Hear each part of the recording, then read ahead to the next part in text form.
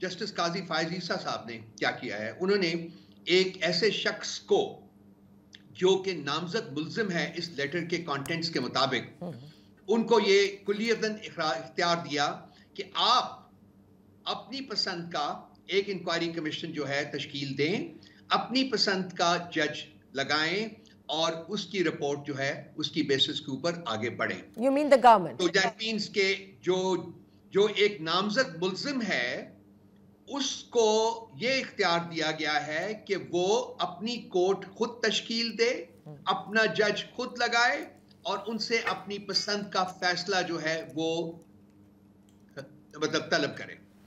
तो क्या ये इंसाफ का तकाजा है, ये कानून का तकाजा है, ये रूल ऑफ लॉ का तकाजा है कि इस तरह से इंसाफ होगा? असूल की बात ये है कि जो भी कमीशन बने, जिसकी जो लेटर इटसेल्फ जो है वो बोलता है कि किस किस्म का कमीशन बनना चाहिए। पहले वो जुडिशल कन्वेंशन की बात करता है, उसके पीछे भी एक रैशनल है और वो रैशनल मैं आपसे डिस्क्राइब कर देता हूं, आपको डिस्क्राइब कर देता हूं।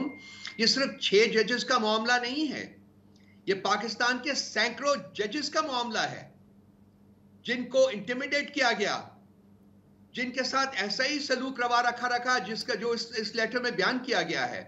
जुडिशल कन्वेंशन बुलाने का मकसद क्या है? वो ये है कि ये तमाम जज साहिबान जो हैं वो आए और बताएं कि उनके साथ क्या सलूक होता रहा है, उनके साथ किस किस्म की इंटिमिडेशन इंटरवेंशन उनके काम में होती रही है। और उसके बाद जो सुप्रीम कोर्ट है, क्योंकि लेटर एड्रेस किया गया है सुप्रीम जुडिशल काउंसिल को, ये कंप्लेंट है और कंप्लेंट जो है वो principally chief justice of Islamabad high court के नाम है के खिलाफ है। तो उसका जो आगे का तरीका कार भी है वो ये है कि 184(3) के तहत चीफ जस्टिस साहब सुओ मोटो लें और तमाम जो जज साहिबान है सुप्रीम कोर्ट के वो बैठ के इस मामले को आगे बढ़ाएं। यही वाहिद तरीका है।